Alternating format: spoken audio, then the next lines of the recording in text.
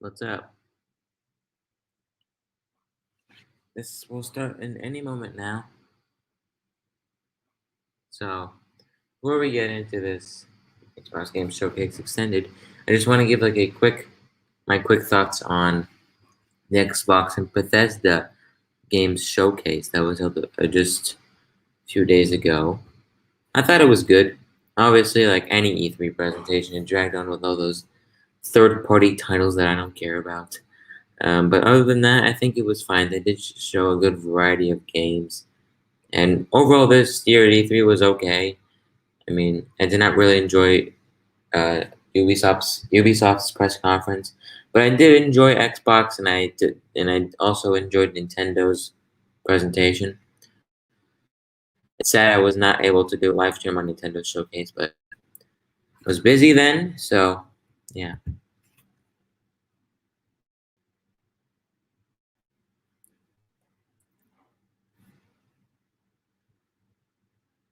So we're just gonna wait here for just a couple moments. The screen is a bit too bright. Yeah, like that. It's much better. Because like you can see, like when I do this, like you guys may not see it, but it's like so bright that I'm going to like. It's gonna be like similar to like, cause like a couple years ago I used to have this thing where like if I see like very strong light, I would just like my eyes would go everywhere, and I would always like have to like stop my own eyes from seeing things. But it looks like it's going to start any moment now. So yeah.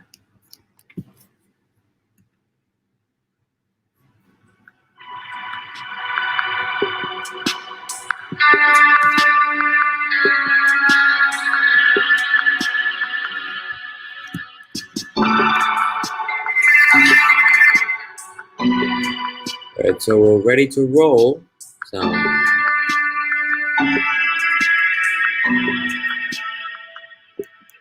ready to roll.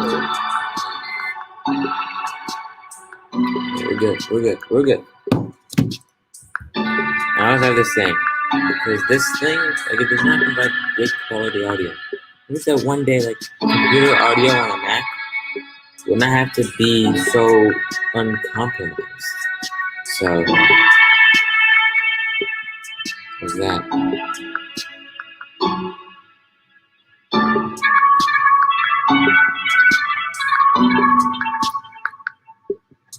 1 minute remaining.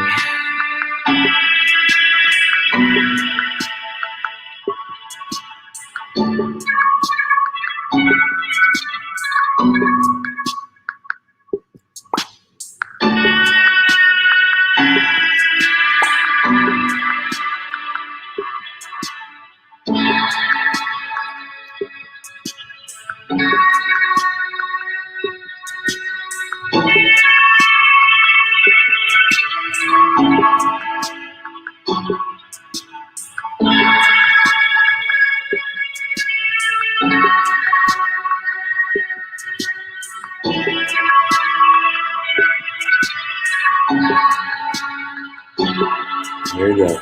10, 9, 8, 7, 6, 5, 4, 3, 2, 1. Happy New Year.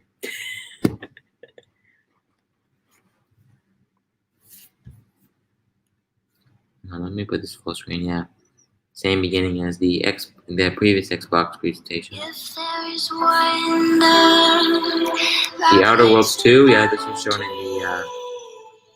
This is shown. Yeah, so they're showing a couple of games that they already showed in the Xbox and Bethesda showcase. Yeah, that one was the most hype. The biggest and most diverse game lineup in Xbox history. Appropriate for the 20th anniversary.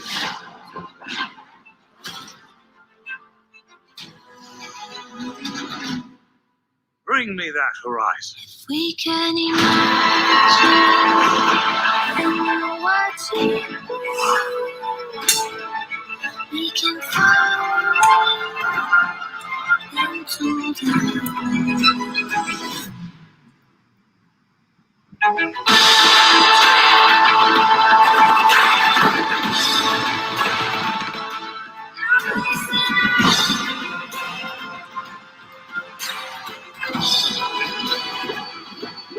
pretty hungry, so after this I'm going to eat immediately. So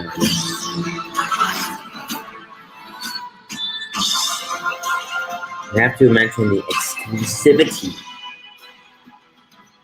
Starfield looks great. Like, I was skeptical at first when I first heard about it, but now, like,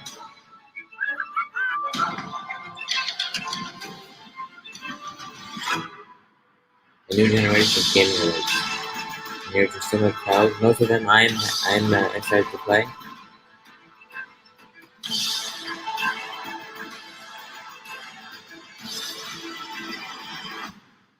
A world beyond. Hello, and welcome to Xbox Game Showcase Extended. I'm your host, Paris Lilly. You may also know me from Gamertag Radio and Kinda Funny. I'm excited to be here with you today. We just saw a recap of Sunday's Xbox Showcase, and wow, 30 games from some of the world's most talented developers, and 27 of those games are coming to you on Xbox Game Pass. We saw the first in-engine footage of Starfield and learned that, yes, Bethesda is bringing it to Xbox, PC, and day one on Game Pass exclusively. They also showed us Battlefield 2042, Sea of Thieves, A Pirate's Life, Stalker 2, Psychonauts 2, and how about Redfall? Like they said, this year, Xbox is all about the games. Today, Xbox Game Showcase Extended is our chance to hear from the developers behind the games that are redefining interactive entertainment. Developers like Double Fine, Playground Games, Supergiant, Rare, 343 Industries, and more. We also have a new accessory design program to share with you, and a couple of other cool surprises. That's enough talk. Let's jump right in. So we're starting with Forza. That's what I like to see.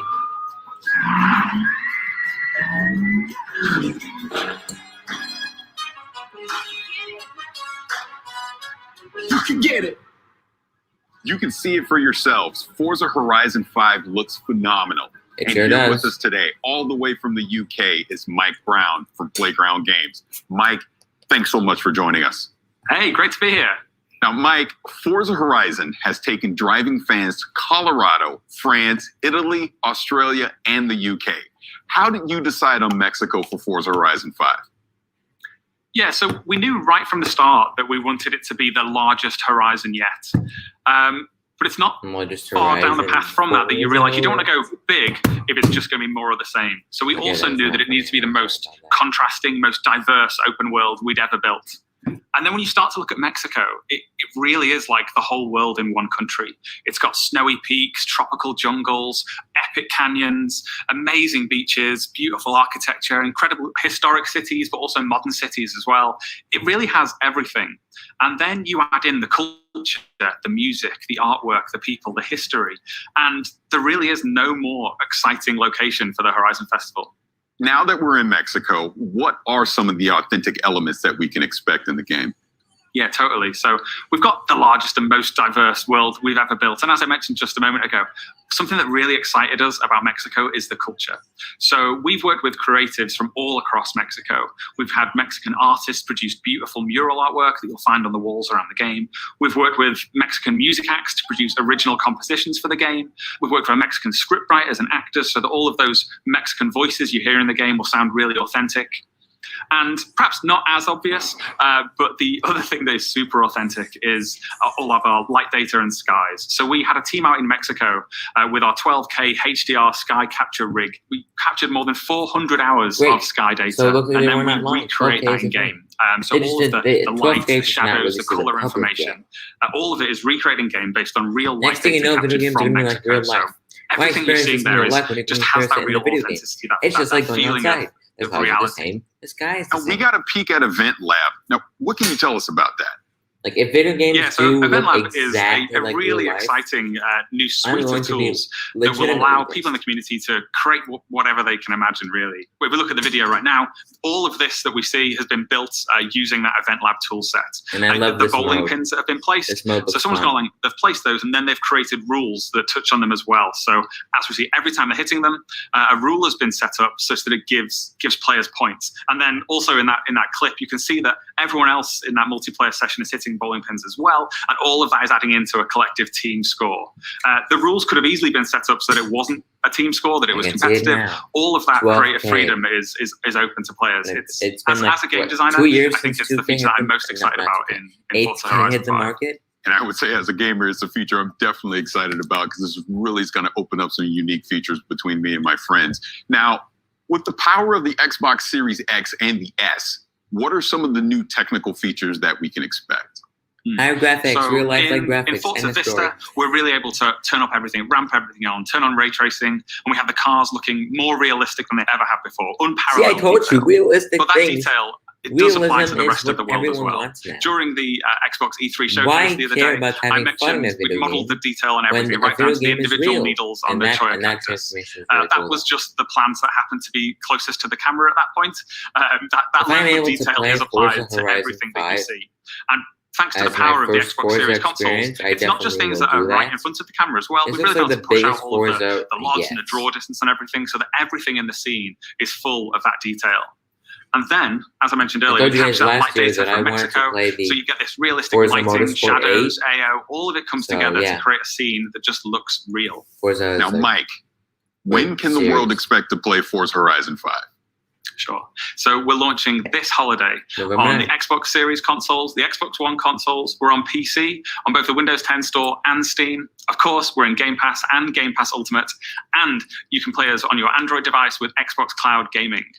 And players who purchase the Premium Edition, or if they're a Game Pass subscriber and get the Premium Add-ons bundle, you'll get early access as well. So you'll be able to play a little bit earlier than everybody else. Now, Mike, this was a huge moment for you and the team. What does this mean to you? Yeah, well, for me personally, I mean, I've been working on the Forza franchise for a really, really long time, but this is my first game as creative director. So in this period over the last few days and week or so, as people are seeing it for the first time, for me, it's probably been one of the most exciting experiences of my life. It's been absolutely incredible. Again, Mike, thank you so much for being here. Thank you so much for having me. It's been a pleasure. Later in the show, we'll be hearing from the developers behind games like Age of Empires 4, Shredders, and Grounded. But first, the team at Ninja Theory has something to share with you. Here's Tamim, Chief Creative Ninja, to explain what they've been hard at work on for Hellblade 2. Hellblade 2 did not Hello notice this everyone, throughout the and conference. welcome to our brand spanking new Ninja House in Cambridge. I wanted to give you an update on the work so far for Senua Saga Hellblade 2. What we're doing right now is building a good chunky slice of the game before we then move into full production to build out the rest. Hellblade was very special for us, and we didn't want to do a straight sequel. We wanted to do something extra special, and so we're making our lives as difficult as possible in that pursuit. The game is set in Iceland, 9th century Iceland, so we've been sending our art and audio teams out there, doing photography, photogrammetry, and combining it with satellite data to recreate large swathes of the landscape. On the character front, we're building real costumes, scanning them in. We're collaborating with Epic Games to bring you next-generation digital characters. On the combat front, we want it to be extra real They and always brutal. mention next generation. And so next Melina, generation, our main next actress, has been generation. training for 2 They're doing years. that for every All of our generation, but at animators this have point, I undergone don't even combat training. And so what you're going to see here is not a trailer, it's not a gameplay reveal, but rather a montage of the kind of work we've been up to. I hope you like it. Okay, here we go. Let's see what this montage is all about. All game footage, work in progress, and it is not final.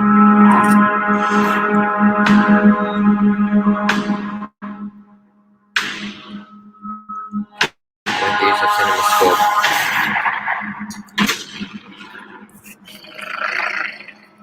Will you follow me?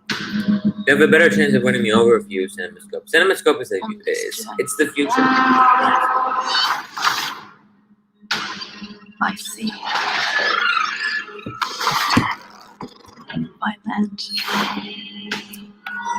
and dreams. through the valleys of despair, over the mountains of rage, to the depths of fear in my mind. You might see me as weak, but I will show you what lies behind my eyes. With our swords, we will forge new stories to strike the gods that haunt us. We will embrace our suffering, soothe our scars of grief, and break their siege of our minds. They may see them as gods, We see them as not gods. but we See them as not gods. will show them what lies behind our eyes. Gau ari á fjalli, undis njóta.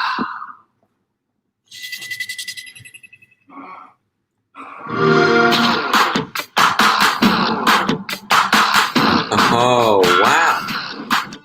Those guys are clever designs.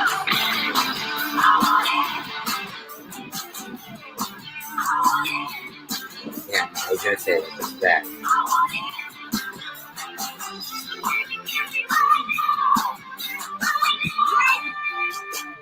Looking in the mirror, moving a little clearer. The crowd is getting louder. I got this wild power, heartbeat, count to 3. I want it. I want it. Hit there. Great game with her.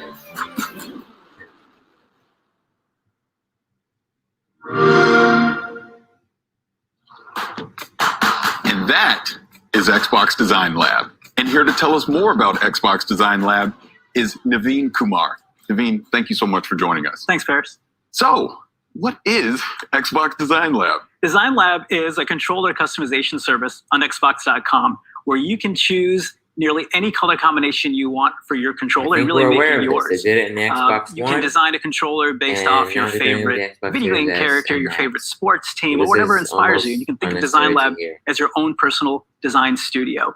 Now, we've originally launched Design Lab 5 years ago and have since sold millions of controllers to fans around the world. But then we had to take a pause as we brought up our latest generation of Xbox hardware. But now we're back offering customization on the latest generation Xbox wireless controller. Now, we have so many awesome controllers here right now. Can you kind of talk a little bit about them? Yeah, well, right off the bat, you can see there's tons of color options to choose from. For most of the parts on the controller, you can choose among 18 different colors for all the different pieces on the exterior.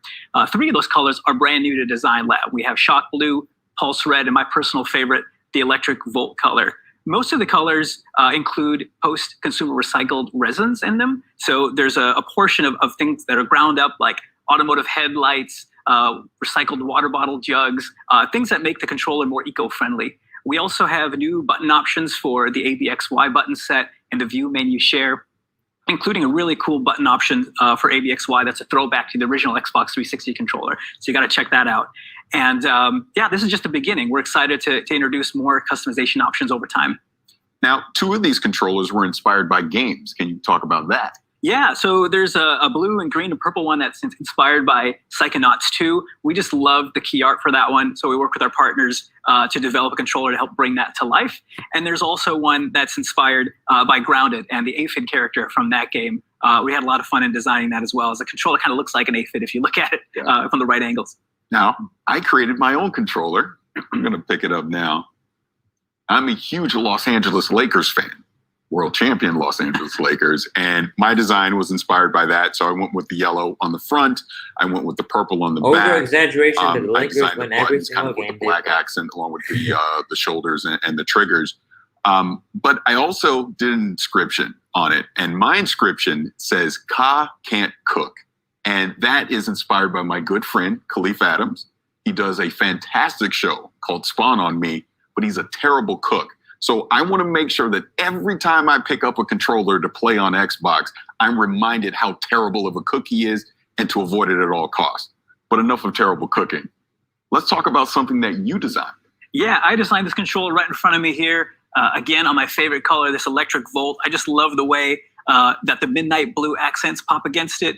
The dark ABXY colors. And this one's inspired by a pair of sneakers I have at home, so I had to make a controller based on that.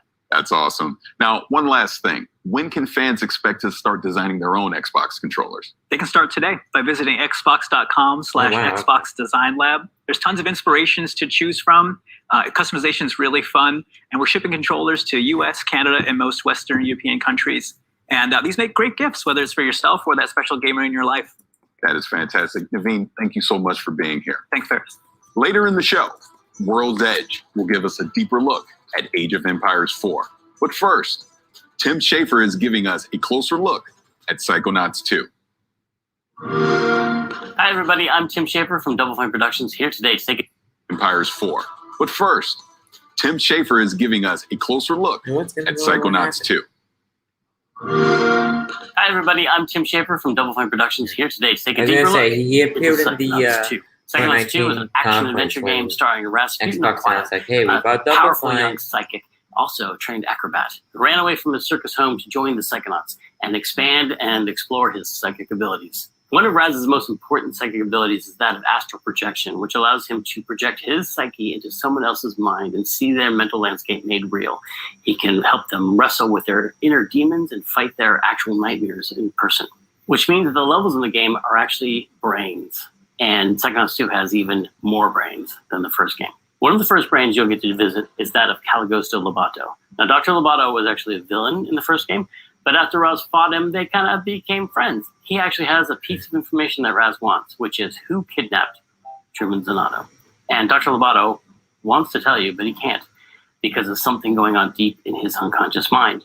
So Raz has to travel, along with Sasha and Mia and Coach Olander, into his mind and try to extract that information.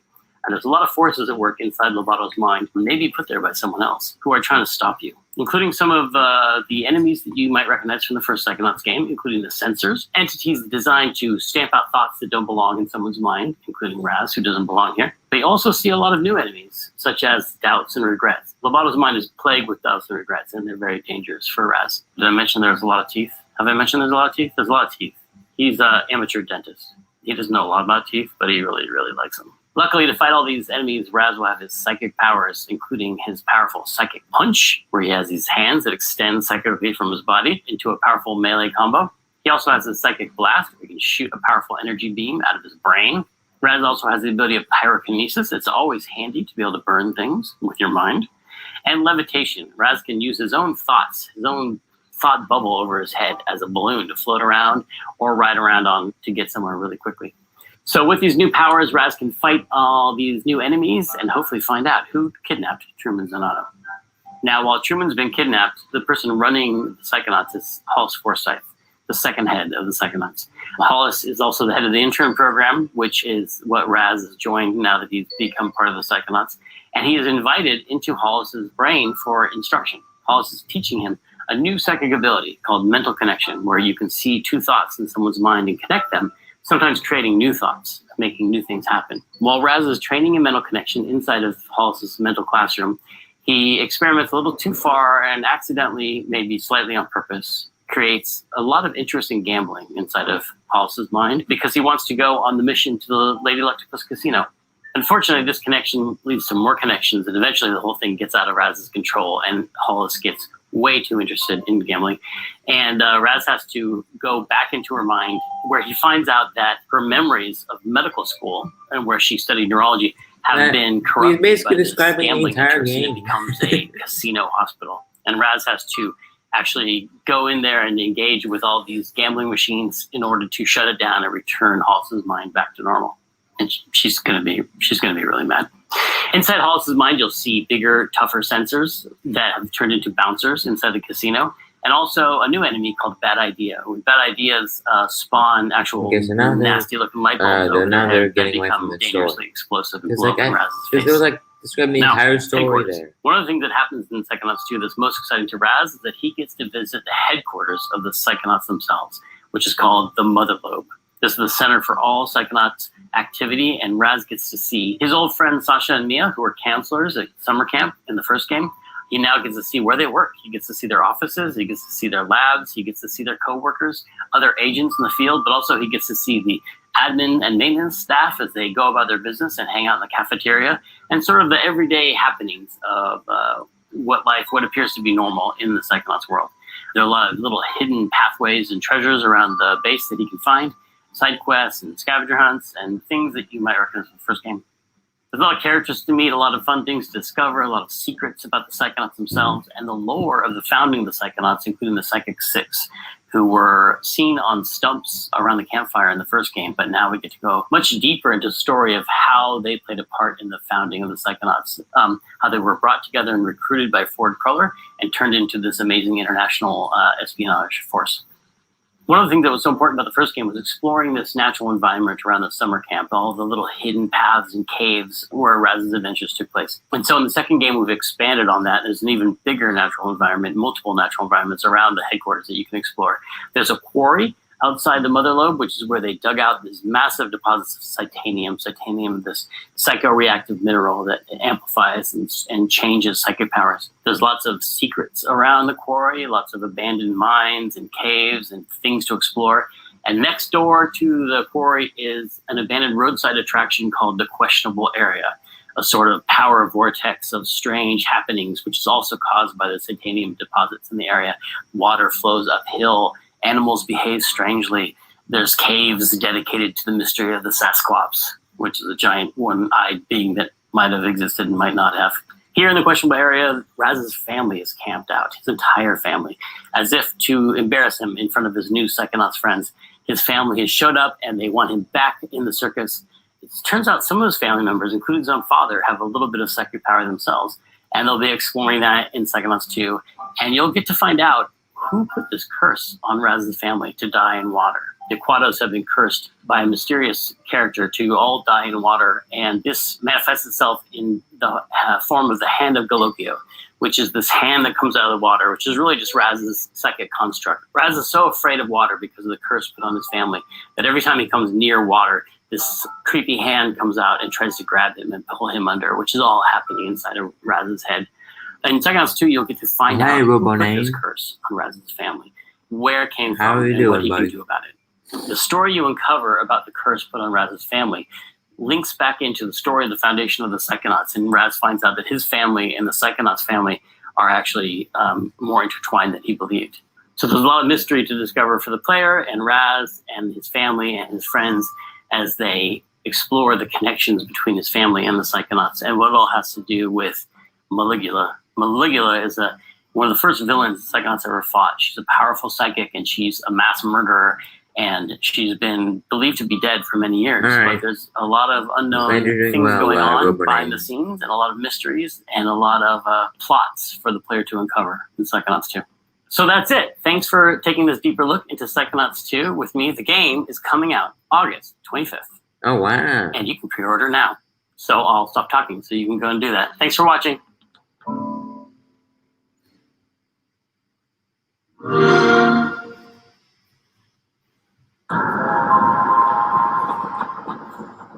Hello?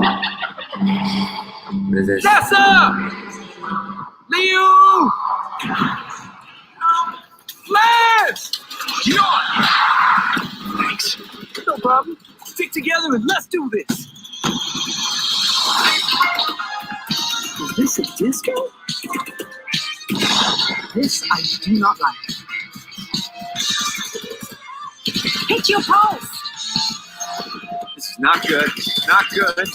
What if you open the doors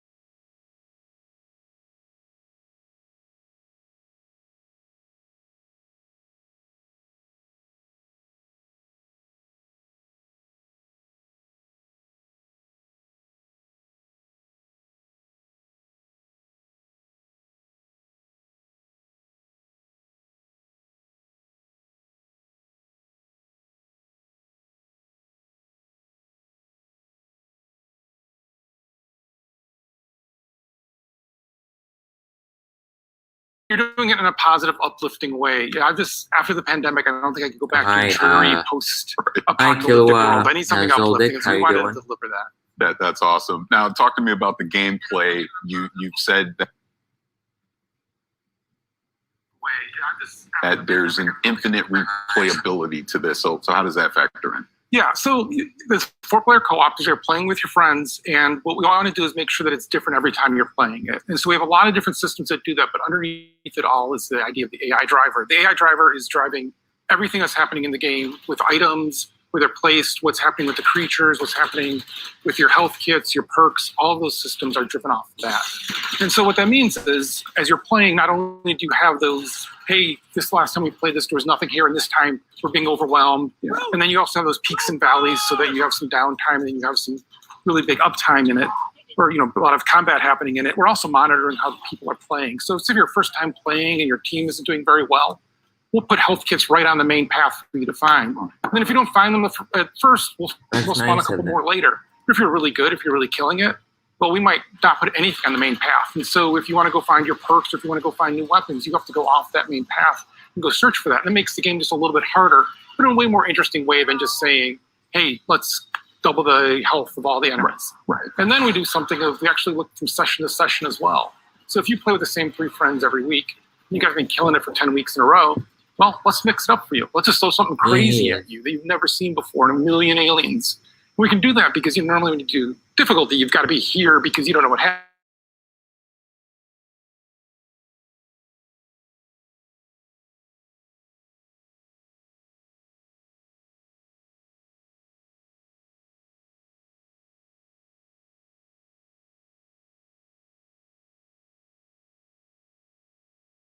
You start with let's say a classmates thing, and then if you're playing with your same friends, well, I'm going to be support, you're going to be carry, someone else can be help. Like we kind of get the rut of what systems we're playing and how we're playing. So we want to be able to mix that up so that every time you're playing, you're also kind of choosing your role based on the perks you're getting. So perks come in this thing called the meta compiler, and you have to go find the meta compilers in the world. And once you find one, you'll have from 1 to 3 perks to choose from. And then over time, you're essentially building a deck for your character. And so you might have it where, if you saw in the trailer, there's a pulse, which is kind of like a melee shove. Well, you can invest into that, and you can have one that you can now recharge your pulse faster, and now it protects other players around you. And then it gets more powerful, and you can actually do damage with it. So all of a sudden, you went from being a support character playing in the back to leading the charge going forward and knocking down aliens and everyone else blasting them. Or you'll get a bunch of perks that are about investing in one weapon and making it where you do headshots that actually does damage to other aliens around. So now you're the sniper hanging back. And so it's really mixing up that kind of experience that you're having. And you'll earn these perks as you play. So the more you play, the more perks you have. But since we want the game to always be great to play with your friends, if you've been playing, let's say you play with me. I've been playing 400 hours. You're brand new. Yeah. Well, we share the perks. So you get all the perks that I have available to me as well. So that way you get to have that experience of all that craziness in your game as well. Because it's all about having fun with your friends. Right. The shared experience with your friends. Now, we kind of already talked about the inspirations, like 2000. I looked at that and it was like 2001 Space Odyssey was the first thing I thought of. But let's talk more about the enemies in the game. What were some of the inspirations for that? So the enemies is kind of look at it of how we want the players to behave as well as feel. And so we bring in outside playtesters every week. They play our game, we watch them, and what we'd see is really good teams would stick together really tightly. And even if we send something like a Brute at them that spreads them apart, they quickly form back together. So we created something called the spawner. Yeah. And this is just a good example of kind of how we approach the design. The spawner, you hear off the distance, and you'll hear it, and you know what it's doing. It's spawning things. It spawns these little turrets that come at you. They're not the worst thing, but they're going to be unrelenting until you kill the spawner. And so you'll be sticking with your team, and you'll be like, oh, wait a minute. If the spawner comes now, and this turrets come, and we've got a guy down, we've got to go over there, I'm not sticking with my team. I'm going to go hunt that thing down. I'm going to go kill it. So you go run off, you kill it, you're feeling good about it, and all of a sudden you realize, wait, where are my teammates? I'm all alone. There's other specials here. Oh, I'm in trouble. And it's trying to create those kind of moments where it's mixing it up, where you always want to have it where it kind of almost takes turns of one player's the last one surviving, they're the last one up, and they're helping everybody else up and get it going. And so really looking at having those enemies give you those moments for how it affects the players. Bonus question for you. What does the anacrusis actually mean? So anacrusis is a musical term. It means the notes before the song, the little kind of intro. And for this, we have a character Boris that you never meet. And all the parallels just talk about it, because I thought it was fun to have this character that you never really are sure who they are because it's everyone else describing it. And she named the barge that you're on, that you're launching these missions, the Anacrusis. And her thought there was, this is not the main event. This is not us against the aliens with fighter pilots and everything else. This is just regular people. This is the pre-battle to the battle. This is finding out about these aliens and what just happened. Oh, that sounds so cool. Again, the Anacrusis, everything that you talked about today, it sounds amazing. I can't wait to get my hands on it. But Chet, thank you so much for being here. I really appreciate it. Thanks for having me. We've got so much more coming in today's show, including Obsidian Entertainment with Grounded, iLlusions and Let It Roll with Shredders, and 343 Industries with a deeper dive on that incredible multiplayer trailer for Halo Infinite. But first, the original Stalker was one of the most intense and eerie games of its era. Next year, we return to Chernobyl for Stalker 2. And Zach from GSC Game World has a closer look at the game. Let's check it out. Hi everyone, it's Zach from GSC Game World.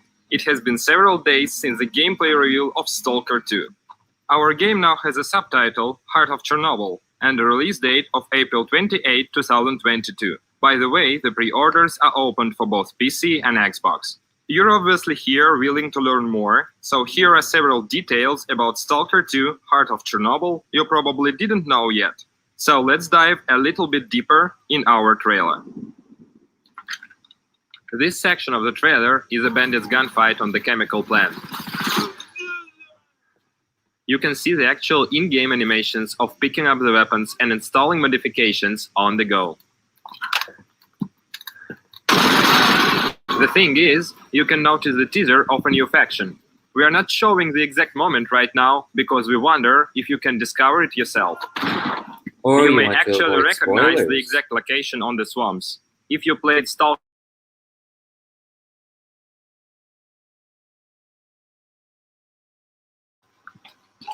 also in this scene, you can see a brand new detector Skiff is using for the artifact hunt.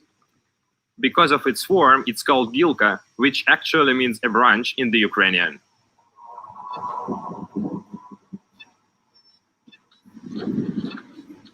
The artifact Skiff is going to collect is called Jelly. In-game, it recovers your stamina. Moving to the Dancing Man scene. Before you ask it, yes, there will be a lot of characters with an interesting fate in the zone.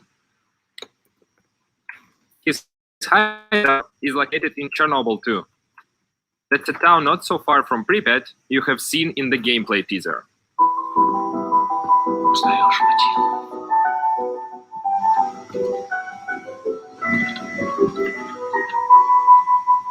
Вот это культура! А ты одно и то же по кругу лобаешь. Сам же The campfires. A small isle of safety in the unwelcoming zone. A place where you can finally have a little rest before another foray. You have seen the campfire during the first trailer in the Rookie village. Of course, it wasn't the only one. The zone is full of dangers and mutants. The monsters are the result of the numerous experiments. We're not ready to show you all of them, so let's stick to the old good bloodsucker for now. Считаешь, я не думал, как обойтись без его смерти? Она не могла быть свободна, пока он жил. Зато теперь посмотри на нее. Нет, Скиф, я не отдам ее никому. Зона дала мне жизнь, новую жизнь. Жизнь, которую я готов вернуть, если потребуется. Я буду защищать ее. Всегда. In this rooftop scene, we are truly proud with the quality of the animations. We made a small behind-the-scenes video from our motion capture studio. The face photogrammetry process makes the final result as close to the reality as possible. Она не могла быть свободна, пока он жил. Я буду защищать ее.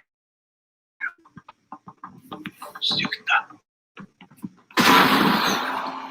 The Gauss gun you're seeing in this section is one of the most powerful weapons from the arsenal.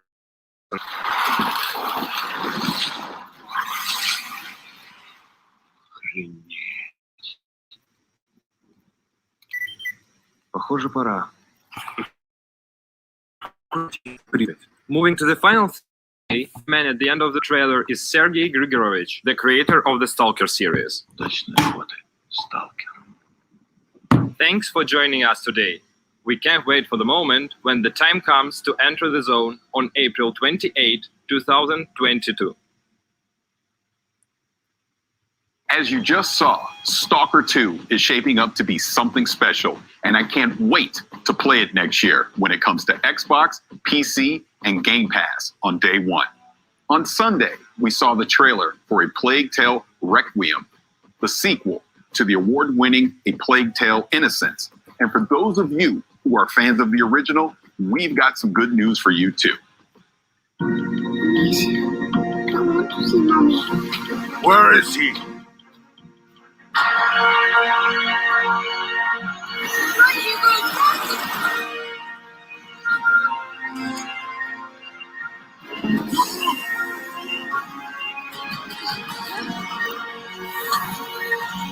No one can escape their own blood. We call this odors. Where is your son? You have come to challenge me.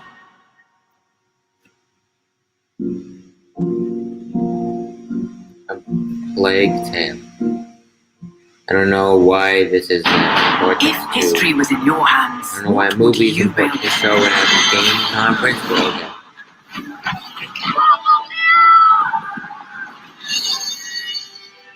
Man, I like these types of stories. Oh, this is Age of Empires. Okay. The King is back, and here to tell us more about Age of Empires 4 are Adam Ice Cream and Emma Bridle from World's Edge. Thank you both for being here. Thanks for having us on, Paris. Oh, absolutely. my legacy Age player. I'm excited for this. Now, you had some news at the briefing. Can you kind of talk about that a little more? Well, I mean, fans got to have their first looks at two more of our launch civilizations, the Abbasid Dynasty and the French. Yes.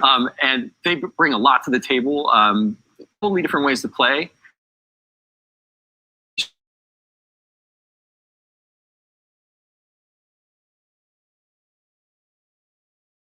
Off that tease, and we also revealed one more of our campaigns, the 100 Years War, and Joan of Arc made an appearance.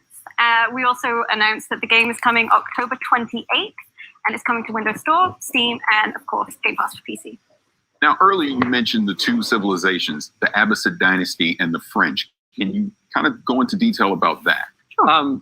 Yeah, I guess I'll start. The Abbasid. So the Abbasid Dynasty is this amazing technological powerhouse of a civilization that has a really unique mechanic that we're bringing to them in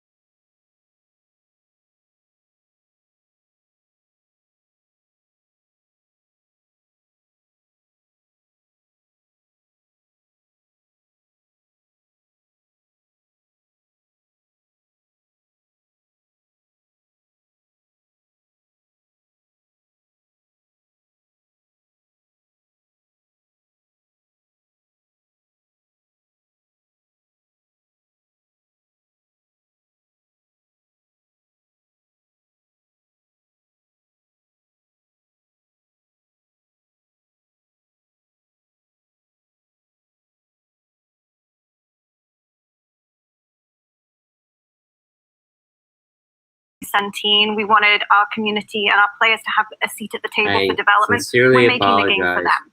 So they've been all hands-on the with the game lagging for a that's really occurring long in time this- and giving us their in honest this live feedback. stream. And we then take that to the game team and they look at making changes based on what they've told us. So they've influenced things from the look of the UI icons, the influence system that's built into Age 4. They really, really helped us with their viewpoints to make the game better. And one thing they really pushed for actually was naval. Yeah, it's amazing. We actually, if you look at a lot of the data, we see data on all of the Age of Empires games that people play. And naval is one of those things that in H2, a lot of people don't use it, which is crazy, right? But if it wasn't there, people would miss it so much. And sometimes we have to ask those hard questions when we're making games, right? We say, like, do we need to do this? And it was something that we felt weird about. And we went to the council with it and we're like, hey, not even you guys don't play naval all the time. Like, do we need it? And they're like, yeah, no, we see your point, but you have to have this. Yeah. And it was great. It was a great reaffirmation. And we throw a lot of things like that at our council to make sure that we're making the game that's great for all the different kinds of players that love Age of Empires all over the world. And now we're heading towards launch. Yeah. We're branching out beyond our council. People are going to get hands-on for the first time. So we had a fan preview event back in April, and we looked at the feedback from that and have made changes since then. So, you let us know that you didn't feel like the weapon scaling was quite right. So we've gone ahead and we've improved that. That is fantastic. Now, you actually hit on something that I wanted to jump into because Age has been around for a while. There's been previous games, but you continue to make content for those. So what's some of the news you can share as far as development with some of the legacy Age games? Well, we have a new expansion coming in August for Age 2 Definitive Edition called Dawn of the Dukes. And in that expansion, we're going to be adding 2 more civilizations, the Bohemians and the Poles, and 3 new campaigns for the Lithuanians, the Bohemians, and the Poles. And those are great stories about really cool, brother and sister teams that work together to kind of rise up these empires. And I can't wait for people to get their hands on it. And the great thing is that if you pre-order Age of Empires 4, you get that for free. That's part of the deal for pre-ordering Age 4 on the different platforms. And for Age 3, of course, because we don't want to leave them out either. Age 3 Definitive Edition, we're hard at work on an African PDLC with new civilizations and campaigns. Yeah. And I can't wait to show more, but we're not ready to talk about that one just yet. But if you don't want to miss out, go to ageofempires.com, become an insider. You get little sneak peeks at things we've got coming and chances to get hands-on with content early. Yeah.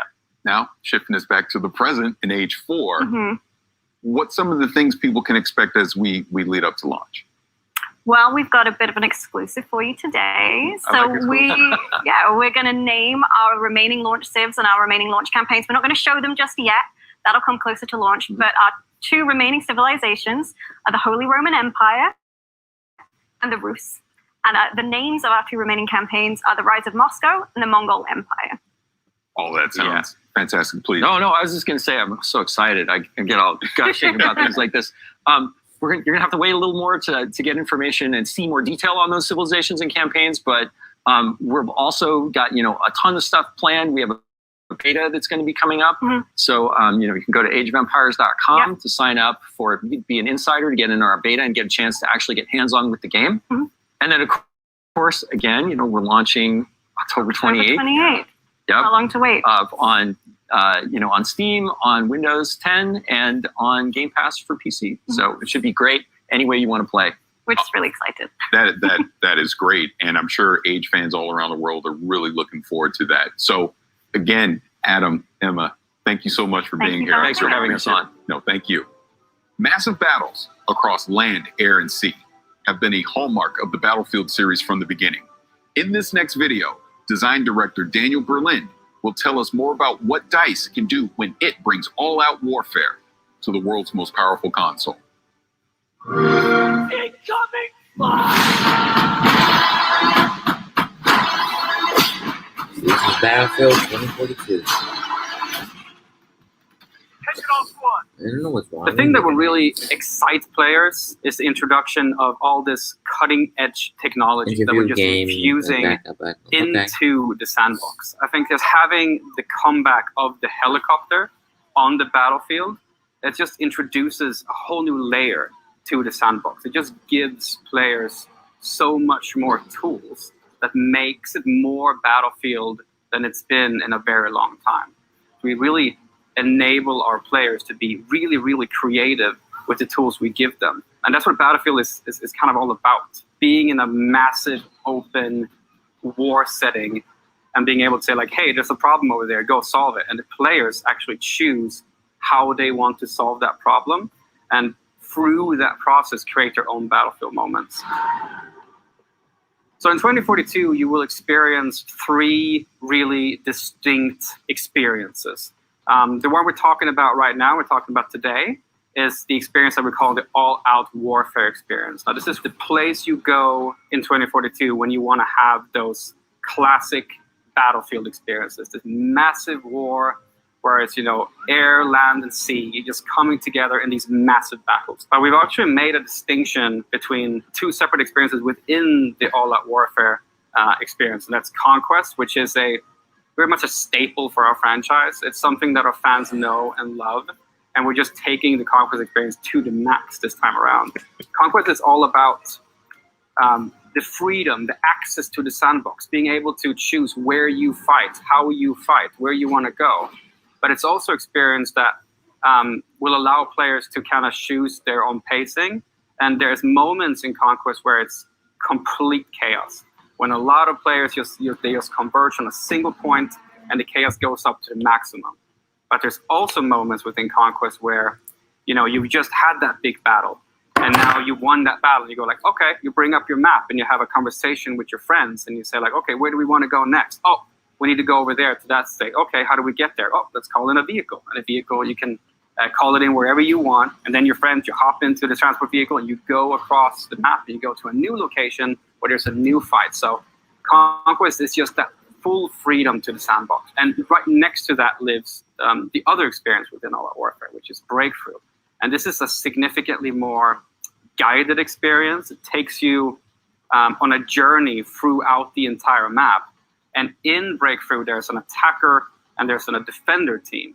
And we kind of compress them into fighting head-on in a specific space. So the time to action is short and the level of chaos is really, really high. There's helicopters and there's tanks and there's infantry. There's just everything happening and it's just complete chaos in Breakthrough. So All Out Warfare kind of takes these 2 fan-favorite staple modes and we make them distinctly lean into their specific strength. And that's on the Xbox Series X and the Xbox Series S, you will actually be able to play All Out Warfare experiences up to 128 players, which is a double to what we've done in the past in the franchise.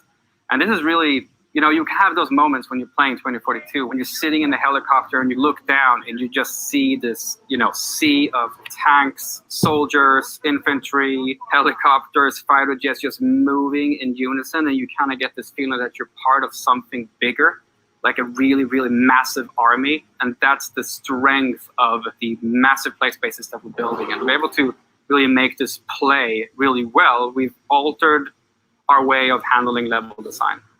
Because it wasn't just as simple as, just making it bigger and then portion the locations out. It doesn't really work that way. So we've leaned into a new type of design mentality that we're calling clustering. Now, what clustering means that you will have a massive battlefield in front of you. But within this massive battlefield, you'll have particular clusters of objectives. So the map Hourglass is set in Doha, Qatar. And it is I'm not going to go into any specifics about exactly how large it is, but it is definitely one of the larger maps that we will have in 2042.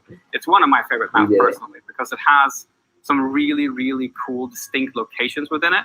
Down to the south of the map, you'll have a fully destructible village. This is a great space for infantry and vehicles alike because as a battlefield player that infantry is skulking around inside the buildings, but when you're in your tank or your attack helicopter, you can just destroy those buildings and get access to the infantry. And you can go further east and you'll find a bunch of high-rises, skyscrapers. So there's a whole section there where you can enter the skyscrapers, you can go up to the top of them, you can zip line between the roofs, have fights in between the rooftops. But if you want to change it up even more, you can basically skydive off of the skyscrapers.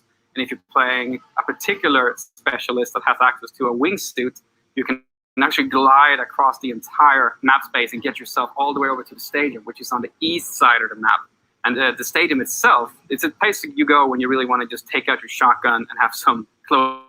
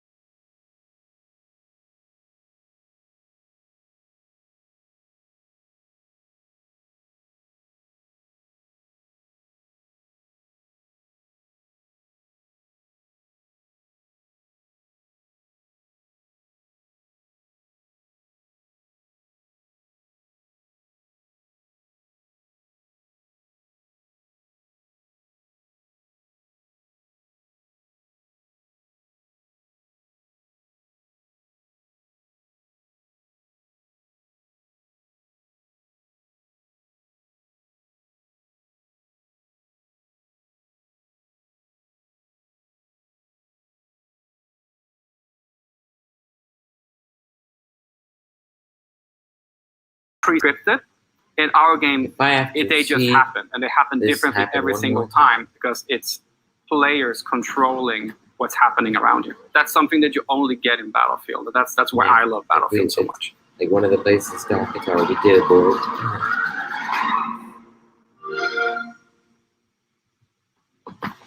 Epic action at an epic scale is what we all want from Battlefield 2042, and DICE looks poised to deliver.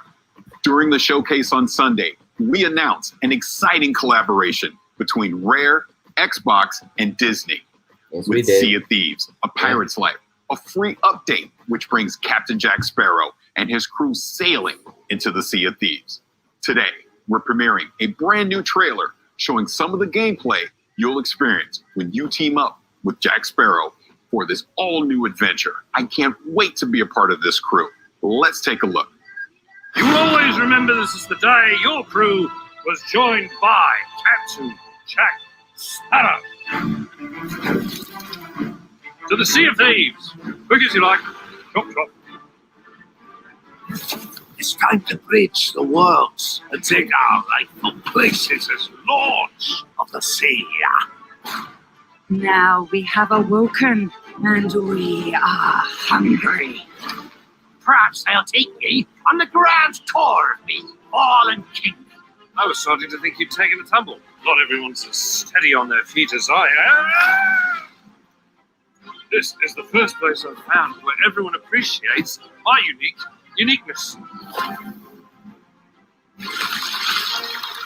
They're coming aboard! Keep your fussy paws off me! To the trailer shown on Sunday. Davy Jones wishes you destroyed, and I shall oblige him. What is that infernal noise? That's Captain Infernal Noise to you, mate. Spara! Destroy that statue, and there'll be the double to pay. Enough of this. Hear me, my daughter. Come more than me. Whatever they've told you is not true. Unless it's flattering, in which case it's all true, but they left out the best bits. Sammy?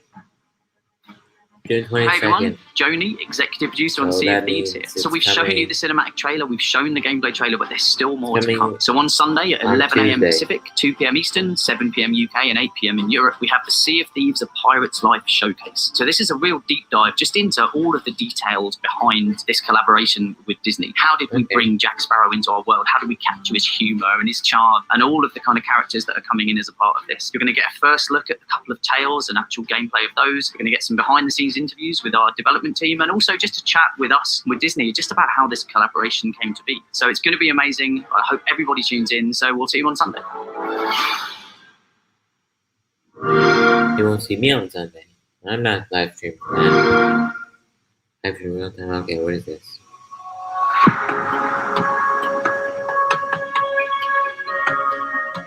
That looks nice.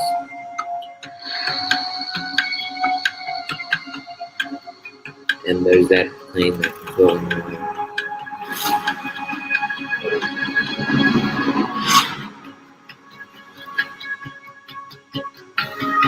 Oh, this is Flight Simulator. How can I forget? This is Flight Simulator. I've always wanted to own this game. It was announced like 3 years ago. I was like, okay, I gotta own this.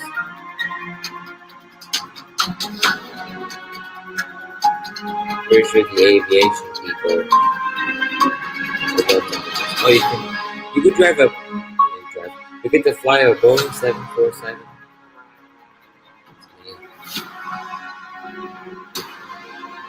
That's a racing.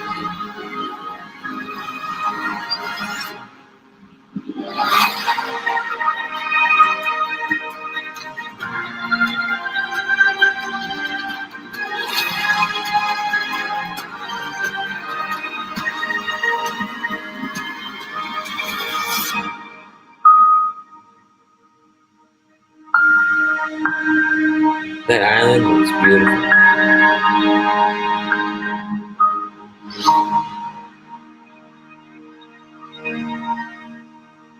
The sky is calm. It's Flight Simulator landing on Xbox Series S and X. July 27th. Alright. Another Tuesday release. What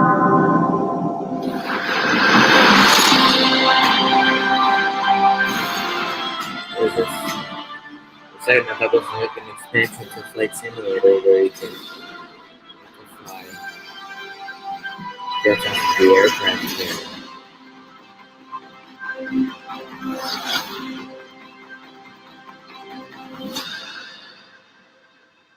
Oh, it is an expansion. Ah. Okay, so it's a Top Gun Maverick expansion.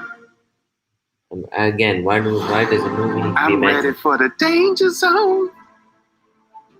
We'll get to that in just a second. When Microsoft Flight Simulator launched last year on PC, reviewers and gamers alike were blown away by the stunning visuals and the depth of simulation. Joining us is Jorg Newman, the head of Microsoft Flight Simulator. Jorg, thank you for being here. Really appreciate it. Good to meet you. Those are cool glasses. You get your jacket. Yeah, I got my jacket as well. So you had some announcements this Sunday about Microsoft Flight Simulator. Can you go into that a little bit? Yeah, it was super cool. We announced that Microsoft Flight Simulator is coming to Xbox Series X and S. And the franchise has an awesome history on the PC. It's going back all the way to 1982. It predates Office and Windows. And when we launched last year, it was on the PC only. And it was a really warm welcome from simmers and from press and from people who have never flown flight sim before. Yeah. So we're super excited that it comes to console now. And so for the first time in the history of the franchise. So I've been playing Flight Simulator since last year on PC. I have a 3080, but it is now coming to the Xbox Series X and S. What sorcery are you doing to get this running on both of those consoles? I have to know. I think it's a combination of two things, really. First off, it's a super powerful console. Yes. And then we are really using the Microsoft tech stack in an interesting way. So as you know, Series X and S is like a beast. The GPU is awesome, super powerful CPU with multiple cores, RAM, fast RAM. We can run in 4K. That's super important for planes. Because you sit there in the cockpit, you need to be able to read all the text. SSD, fast internet. So it's basically the equivalent of a really powerful high-end PC. And on top of that, on Flight Sim, we're using the Microsoft stack a lot. Like we have 2.5 petabyte of data. It's 1.6 million CDs sitting on Azure. And we're basically streaming that down as you go. And we also do machine learning algorithms up there. And that's how we build procedurally in runtime 1.5 billion houses and 2 trillion trees. So it's a combination of those two things. Super powerful console, super good use of the Microsoft tech stack. You get it to work on console.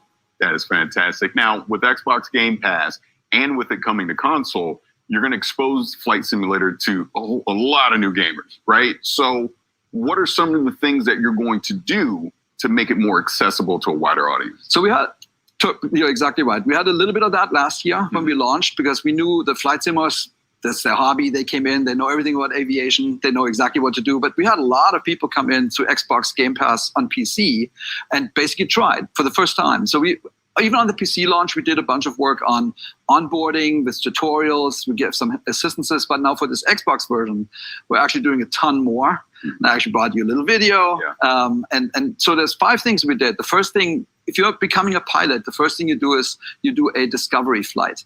It's basically, you have a flight instructor next to you. He does most of the work, he or she, and you get to steer the plane and feel really good about yourself, right? And so we said, we need to recreate that. So we picked 10 places on Earth, like some of the most compelling places, like Mount Everest, or Rio de Janeiro, or New York, or the pyramids. And we basically put you on a plane, it's ready to go, it's beautiful weather, and all you need to do is fly and have fun. And it really is an onboarding experience, is super good. And then we noticed on the PC side that people really love to explore the world in Flight Sim. I did that. I've spent like a month in South America, and I've never been to South America, and it was super cool. But it was only visuals. And, so you didn't quite understand how everything fits together. So now we added labels. And Bing has all these labels basically for every POI, like famous place or river or mountain. So we have all those now, and we put that into the world map. And even if you go down and you try to plan out your flight, you can now see all the cities around you. And it's totally transforms the experience. Same in game. So we now have labels in game where you see here's Everett. Over there's, whatever, and you learn about the planet more, and it's a much more enriching experience. Just experiencing the planet. Oh, absolutely. Yeah. The next thing we did is we revamped the tutorials. We wanted to basically smoothen out the onboarding experience. We wanted to retain knowledge more. So we had 8 tutorials on the PC. Now we have 22, and they're shorter. They're much more focused, and we have a performance indicator system. So basically, it rates you and how you did, and you get a score. And honestly, I can speak for myself. Like, I'm totally motivated to get better and better and better. And with that, you learn more and more how you really fly. So it's been super successful, and I think it's going to help newcomers a lot. The next feature that we have it's called Flight Assistant, which I use a lot. It's basically, so imagine you fly over New York and you see. You want to actually just look at the landscape and to look at the city, but eventually you want to go to Brooklyn Bridge. So on the flight instructor, you can now flight assistants, you can now click on go to Brooklyn Bridge, and the AI, almost like a co-pilot next to you, will fly you to the Brooklyn Bridge, and you can just look around and have an interesting time. Same with airports, which are sometimes challenging for people. Like, we can click on the airport and say, please land me at, say, Newark Airport. And then the last thing is, if you really get yourself in trouble, like you stall out the plane or something like that, you can actually now click into, you can now go and basically say recover. And it's almost like the pilot is sitting next to you. It's super helpful. I think that people will love it. And the last thing was, we learned that everybody's good taking off, but some people are hesitant to land, specifically when you look at like big international airports and they seem scary, and you need to talk to the air traffic controller and all that, super technical. So we added a new feature called Land Anywhere. Just let them land anywhere. And then when you do that, the first thing you see is 71% of the planet is water. Yes. So we added basically floats to a bunch of our planes, and you can land everywhere now in the ocean or in rivers or wherever. Same with snow. So we have skis on our planes now, and so you can go to the polar regions, mountaintops, or when it's winter, because we have winter and it's snowing, you can now land anywhere. So I think those 5 things in combination will really make it easier for people who have never been in a flight sim, because it's, we made a decision not to dumb down the flight sim. It's not easier. It's not gamified. Right. Like we gave assistances to help you learn how to actually fly a plane. I think we're going to achieve that. So, one thing on PC is there's a ton of flight accessories that you can use as far as various peripherals and controls. What are you going to be able to bring to the console that can somewhat replicate that experience? Totally. It's a good news story.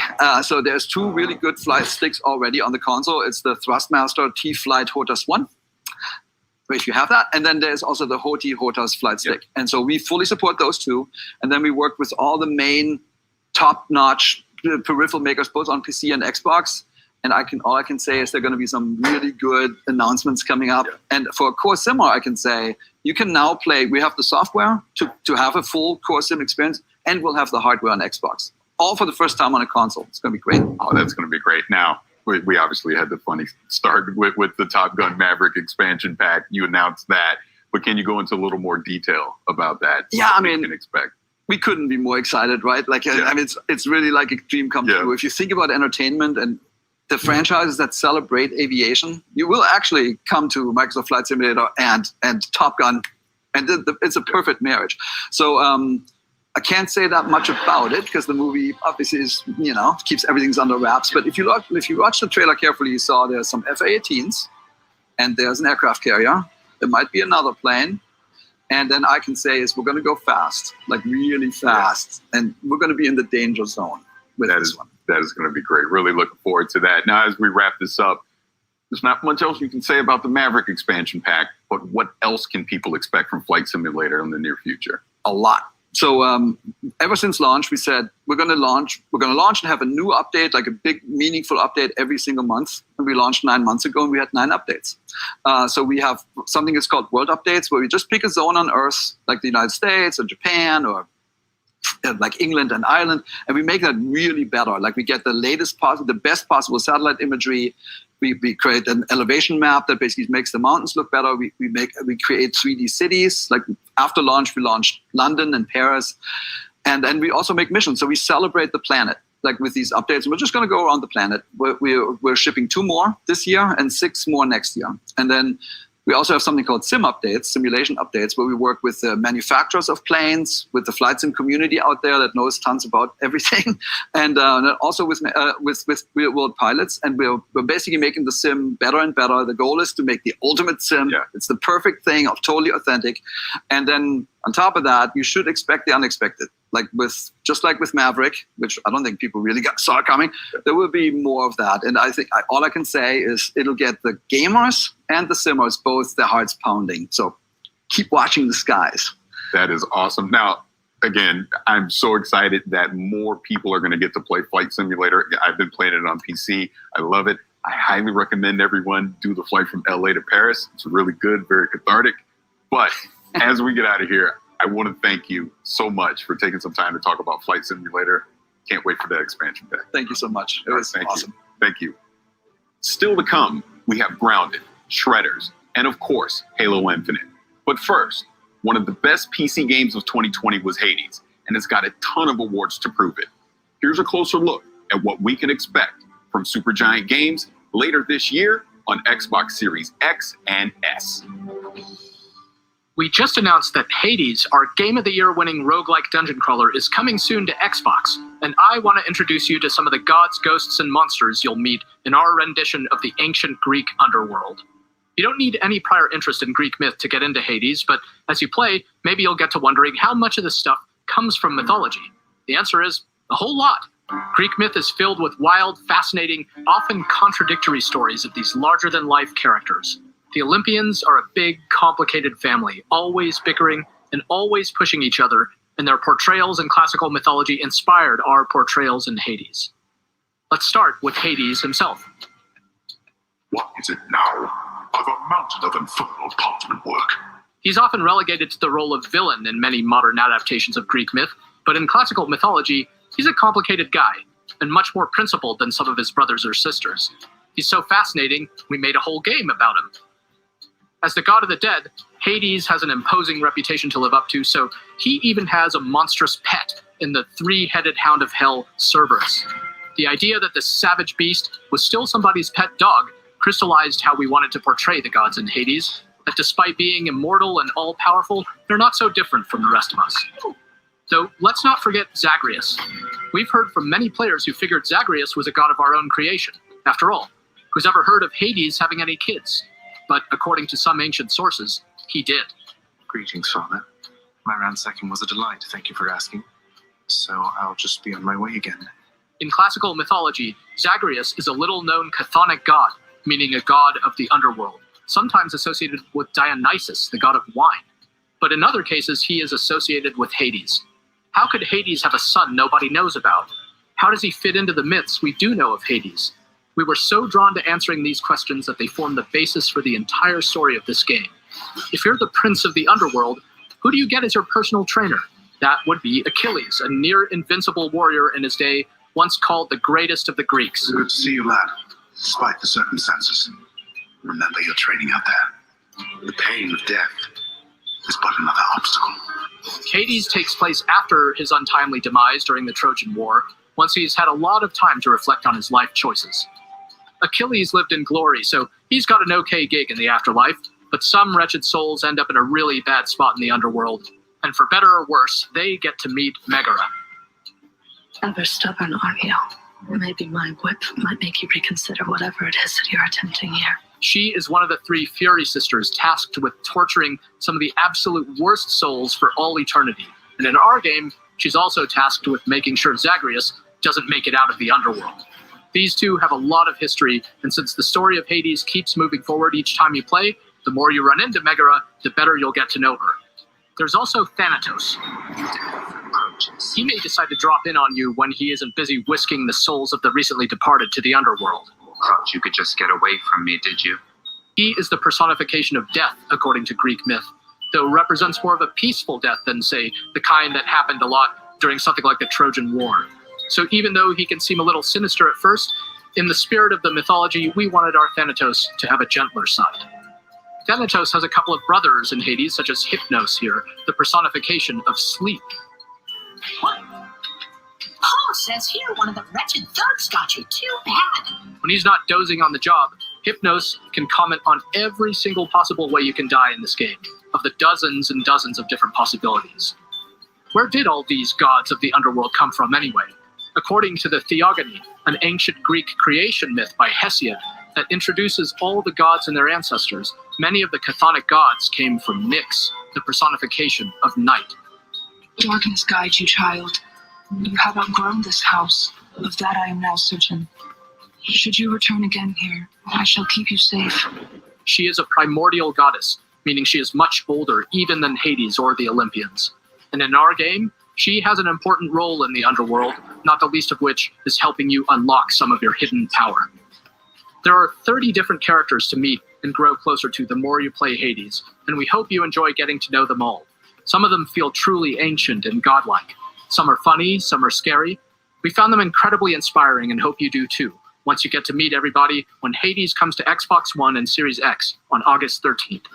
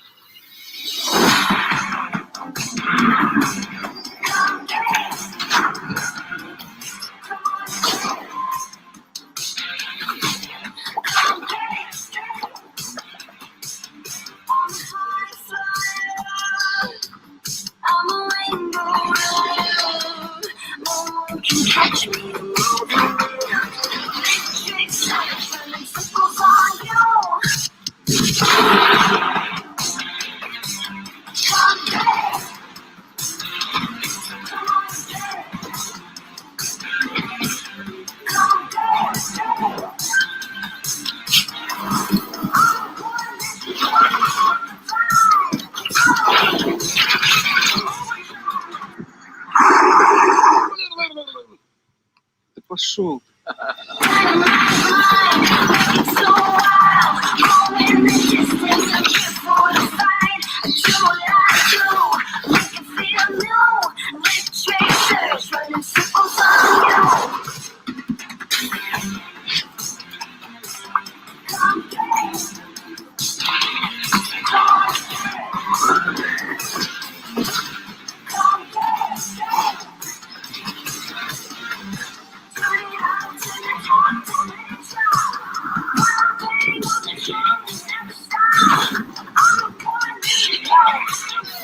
Okay, this is good. This is good. This is really good. Holy blathering whipple!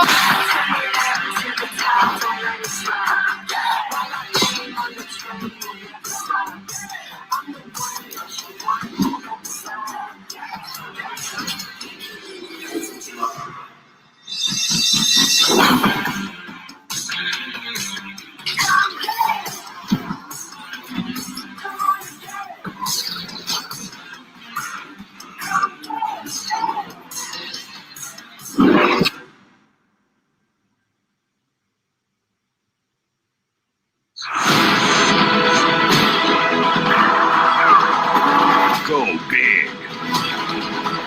Or never go home.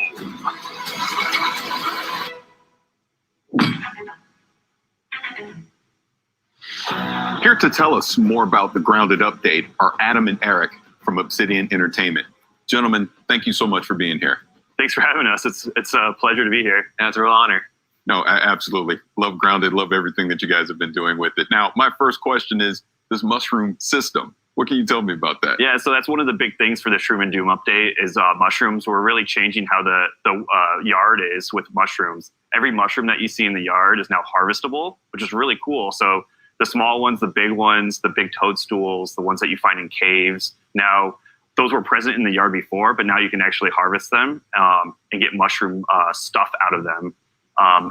The next kind of part of that is that we're adding a couple base building elements like mushroom bricks. Yeah. So you have to take all those mushrooms that you find, and then you have to grind them up in a grinder, which is a new building. And then you have to take them to your oven, which is another new building that we're adding, and bake the mushroom stuff into bricks. And then with the mushroom brick buildings, there's a whole host of new options for base builders. and it's more fortified walls and a bunch of other options, so you can build a cool big castle. Oh, that's really cool. Now, we saw the Broodmother, so you're bringing bosses into Grounded. What can you tell me about that? What does that mean for the direction of the game as we move forward? Yeah, so the Broodmother is our first boss.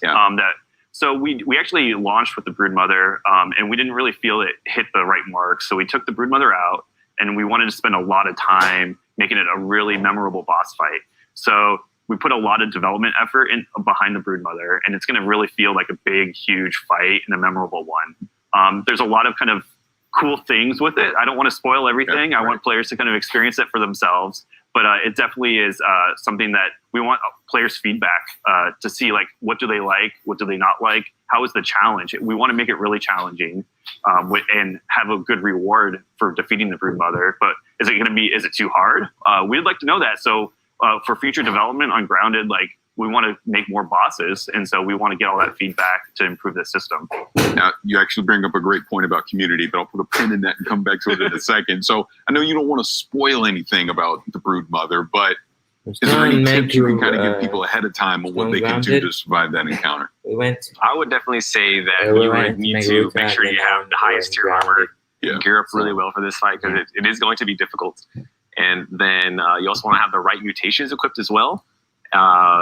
And if you're playing with your friends, it might be good for one of your friends or yourself to use the brand new crossbow we're going to put into the game, so you can have some ranged DPS while someone else like face tanks the Broodmother. So it's going to be pretty cool. That's pretty cool. So again, going back to community, I know you love getting feedback about Grounded, obviously starting as an early access game, but what are some of the things that you're looking for as far as in this update? And what was something that you got feedback wise from the community that you put in this update? Yeah, so there's it's one thing that we love working with community. So that's something that we, as developers, we love just hearing what people have to say about the game, and we're continually developing it with the community. So there's a lot of new things in our new update. One of those things is flipping buildings, and that's one thing that we're really like just adding like those little features. Another one is just sprinting up ladders, which is something that just hearing people how they interact with ladders and adding a sprint mode. The other one is one of our funnier features that we're adding is sitting in chairs. So it's something that a lot of people really, really wanted. We're also interested in like the first phase of pets in the game. So we're going to start with aphids. So you'll be able to tame an aphid, run around the yard with the aphid. But you also got to make sure you protect your aphid, because accidents can happen in the backyard. There's one other thing too, achievements. So we're really excited to announce that we have achievements in Grounded, and that's purely based on everyone's feedback. Everyone's been wanting achievements, and so we're finally adding them to the game. That's really good. Now, again, sticking with this, the topic of community. So this was an early access game, and it sounds like pretty much the foundation of what Grounded is was built off of community feedback. So how does that process work internally for you as far as people submitting like, hey, I want to sit, I want achievement pets. Like, how does that whole process work? We have a lot of like avenues where we gather feedback from the community. So we do weekly developer streams where chat can ask a bunch of questions when we have Adam on or other developers or myself.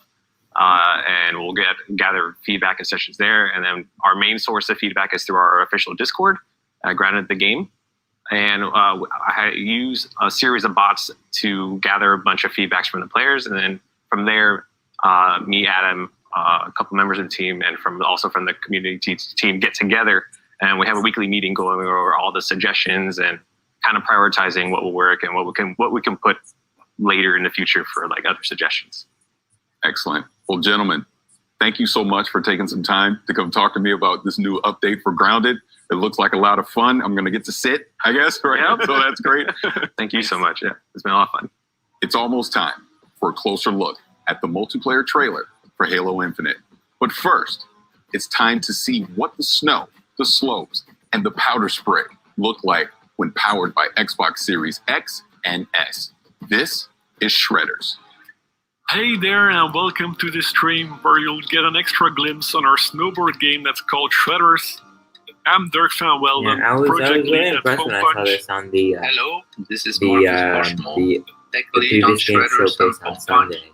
Yeah, you've probably seen our trailer at the Xbox event. We've been tinkering on this game for a while now, and while it's still in development, we're happy to show you more of this game. So I'm switching to our developer drone cam. I can actually spawn wherever I want, like instantly. The first one to show you some of the areas we've been working on. This mountain resort is called Frozen Wood.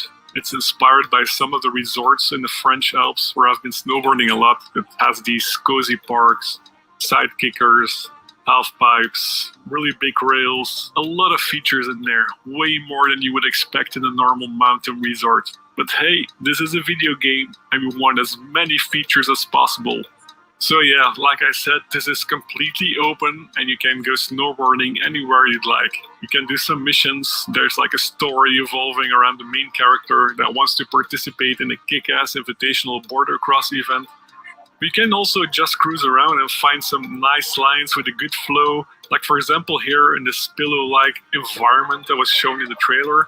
Or you can go up there, like take some huge kickers and big rails at the big park. And just look how big this mountain range is. Like we've got space for industrial areas and street areas. There's backcountry, high mountain riding. There's even an old Italian-looking village you can shred.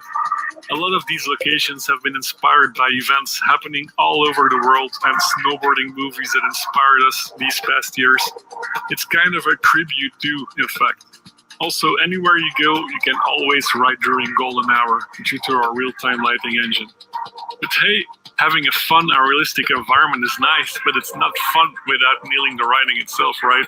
Yeah, so for the actual snowboarding, a big inspiration for us all, I think, has been pro riders, snowboard movies, and all the crazy stuff that they do on a snowboard. And of course, ourselves riding in real life and just having fun and being creative on a snowboard. That's something that we want to bring into the game. Conceptually, we're trying to keep the convention of one stick for the board and one stick for the body, and directly map that onto the snowboarder. So at any point, you should get a physical or animation response as soon as you're touching those sticks. And it gives you a lot of freedom in your playstyle. So you can choose to be smooth and lazy, or if you are more like fast and aggressive, or you can change up your style however you want. You want the motions kept fluid and stylish while still being very reactive. So that's a big challenge, and we had to create a complete animation system dedicated just for this. And here you can see the board interacting with the snow. He puts some weight into his turn, and he really digs in those edges into the snow for a clean carve.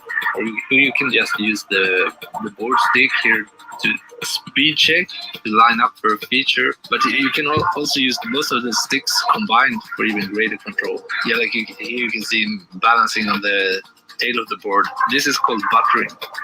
From this stance, you can also start tricking just as in normal riding. So for the trickster system, we're trying to give as much control as possible to any trick you've seen in a movie or any crazy trick that you can imagine, while still making it look great.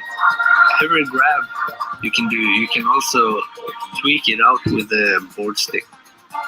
So for a really big spin, you have to get the timing down in the takeoff.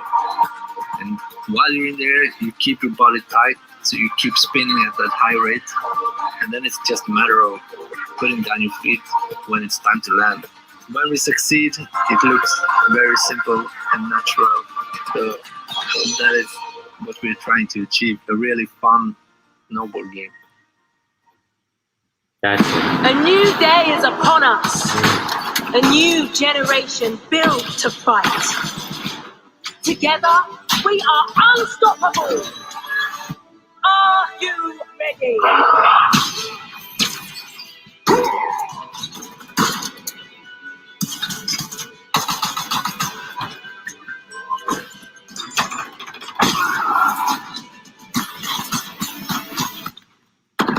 No scope.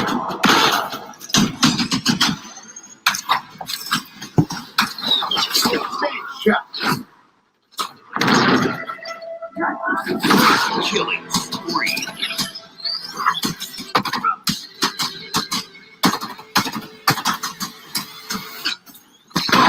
Double kill. Hello, let's do some damage. Skewer acquired.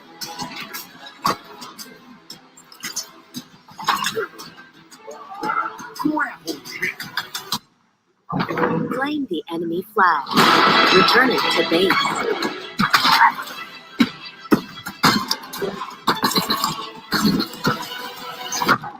Ordnance drop inbound.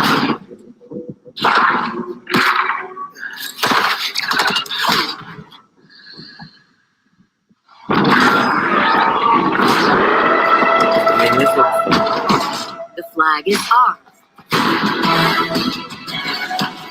Please halt at your earliest convenience.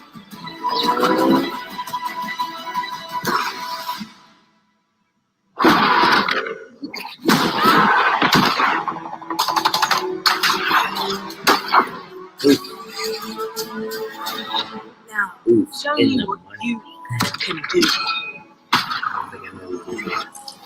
And the money is right now. No infinite multiplayer, free to play. And the campaign. Holidays right now. I could not wait to play Halo. I am so excited to have Tom, Alex, and Quinn from 343 Industries. Gentlemen, thank you for being here. Thanks for having us. Now, I've watched this multiplayer trailer numerous times, and I want to see some specific moments from it so we can break it down. So can we roll the trailer to 15 seconds in, and let's talk about a new character. A new day is upon us. A new generation built to fight. Together, we are unstoppable. Are you ready? All right, now who is this character? She looks like she's in charge. Your senses are right there. She's very much in charge. That's Commander Lorette. She's in charge of the Spartan Academy, which is the kind of contextual wrapper that the whole multiplayer universe lives in. She is basically training the new generation of Spartans to, become better, and that's really where everything wraps around. I really love this character, and then what's cool is not only is it kind of the contextual wrapper for the game, but it's also we have a whole suite of academy features, we call them, where there's a tutorial that teaches the players the fundamental basics of the game. There's weapon drills that let you practice with every weapon that exists in the game and improve your skills with those. And then there's a whole thing we call training mode, which lets you play against bots on any map, basically, in the game, and lets you experiment with the toys and kind of learn the flows of everything. So we really want to bring players on board with the game, and again, under her orders and her charge. Now, I want to go to 50 seconds in the trailer because there was a lot of action going on, and I want to check that out.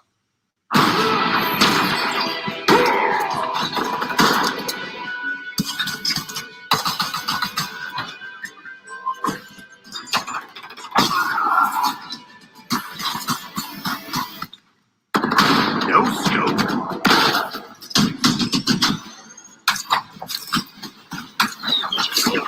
Shot.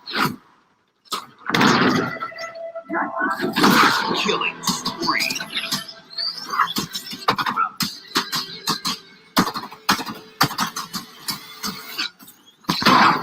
Now, you may have noticed I sat up in my chair a little bit on that one because there was a lot going on there. So please, if you can break that down, let me know what we were seeing. There's a lot to break down. I don't know if we got enough time to get all the way into it. But some of the things that I really love when I look at that trailer is that first sequence where the player, they have the Bulldog shotgun, they're running through, shotgunning enemies.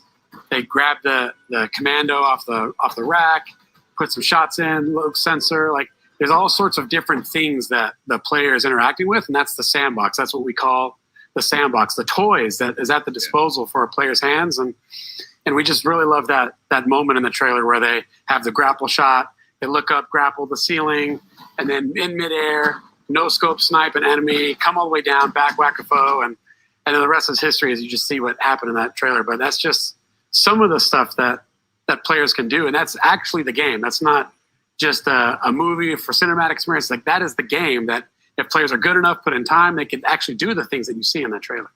Yeah, and few things are more important to Halo multiplayer than like interacting with the sandbox and combining it, picking it up off the map and combining it into awesome play styles. So what we did was every sandbox item in the game, when it spawns, it's spawning on an object in the map, so you can see where those things can be found. And then it also tells you the respawn time of that item, when it's going to come back. And you always know, I can go grab that commando over at this spot like that guy did. So, and then when the players, accrue all those awesome items and do awesome things, you heard the return of Jeff Steitzer, the multiplayer announcer, shouting out medals. So we always want to give players medals when they do really cool things. So you heard some there, and you'll hear some later on in the trailer. That's awesome. See, when I watch that, to me, that's Halo. That's Halo to me. I absolutely love that. Now, let's skip ahead a little bit more into the trailer to 57 seconds. I heard a voice, so I want to know what this voice is. Let's see it. Hello, let's do some damage. Yeah, so that is the player's personal AI. So in Halo 5, there was a squad leader that announced, when weapons are going to come up and other things going on in the match. And in Infinite, we have the player, like Chief has Cortana, they have a personal AI in their helmet that is kind of telling them these things. And it's also another way that players can show their personality in their characters. So there's multiple personalities and characters for the player to choose, so that the right AI is in their helmet, helping them out in combat. I want to skip ahead a little further here because I think I might have saw a big team battle. So let's go to a minute 40 and check that out. Skewer acquired.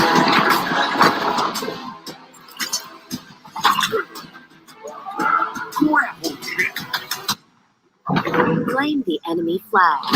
Return it to base.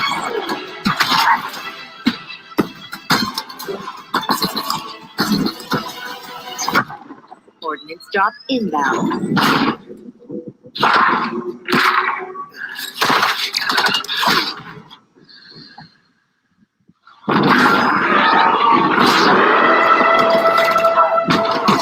The flag is ours. Please halt at your earliest convenience. That looked like big team battle to me. What's coming new? What are we going to do in big team battle in Infinite? I mean, it's not even just that. I mean, it actually opens with actually a 4v4 with a vehicles map called Behemoth at the beginning. So we actually are bringing vehicles back into the 4v4 arena. But then, yes, it definitely transitions into the 4v or the 12v12 actually BTB part of the game, where we're actually making it a bigger team battle this time, really wanting to index into the battle fantasy with the more players. Where instead of like vehicles just spawning around the map, we have pelicans drop them off. We have ordnance pods that drop in new weapons. And inside of that whole time, you have the battle commander, Lorette, talking in your ear, giving you orders and trying to kind of encourage you to play around, but really just bringing the whole sandbox and the play style around this whole battle experience that we're building. Yeah, Tom brings up some good points there of Commander Lorette, and this you've got your commander on the comms, and then you've got the pelicans dropping vehicles and items off. You got drop pods, everything. It just is like this theater of war that this time around it is this 12v12 bigger team battle, if you will. And just that ending segment, which is like a capture the flag match, is just so beautiful and awesome, where you've got the Pelican drop the Banshee off, teams fight over it. You and your teammate are just making a beeline for the Banshee. Your teammate gets picked off by the sniper, and you're like, oh no, and then you get the skewer, take that sniper out, jump into the Banshee, and you hit the jets and fly up into the sky and go for the enemy flag.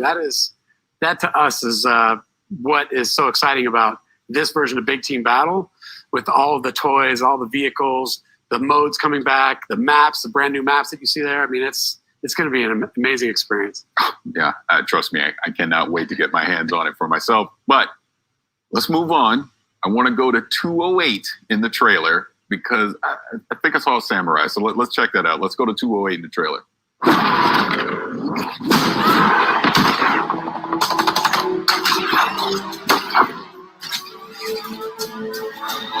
Now, show me what you can do.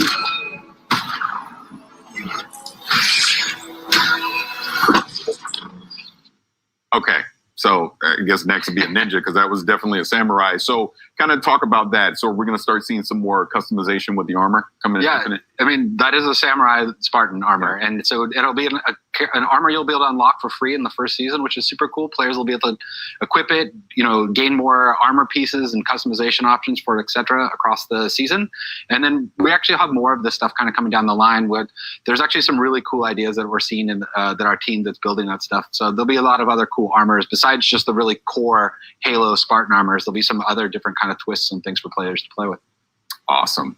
Look, now before we get out of here, first of all, I want to thank all of you for being here to talk about Halo Infinite. I'm excited.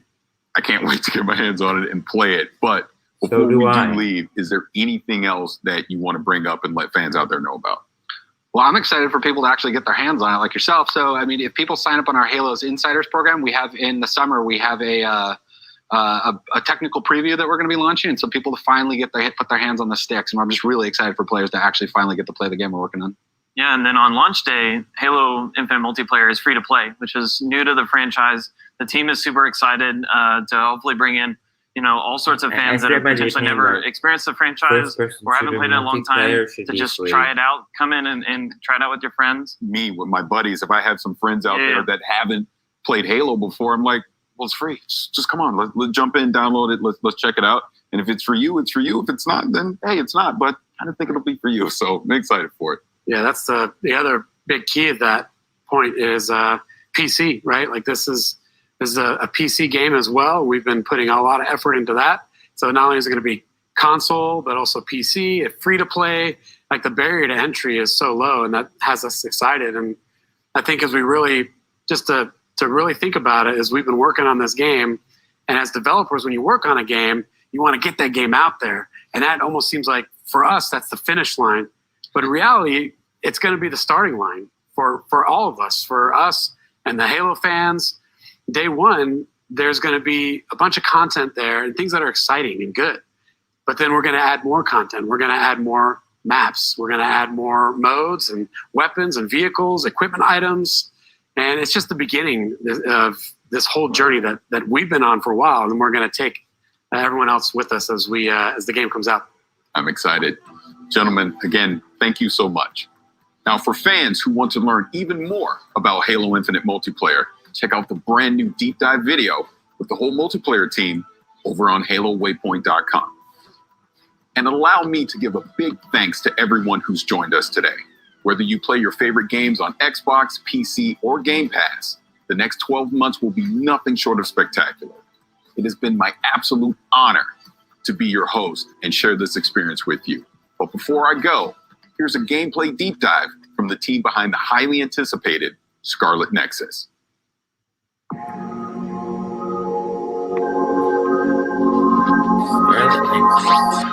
世界観を表現した世界観が収められたものになってます。見た目ビジュアルのこのスカーレットネクサスのビジュアルの特徴だとか、あとはキャラクターの見た目だとか、様々なルックスについてこのクリップでは紹介しようと思ってます。はい、この都市はこの世界の中では一番大きな都市というふうに紹介されています。ここはスオという都市で、このゲームの中心になる場所です。でこのスオの都市の見た目のインスピレーションは東京の景色と日本の90年代の景色をイメージしています。ユニークなビジュアル部分っていうのはいくらかあると思うんですけれど、あと今回はセルシェーディングとリアリスティックな背景を合成するような見た目を選んでいるんですけれど、それはまず密度感を表現したいからというのが一つありました。であともう一つはそのセルシェーディングのキャラクターとリアリスティックな映像が混ざることによって、またそこでも異質な見た目、ちょっと面白い見た目にならないかなっていうのも模索しました。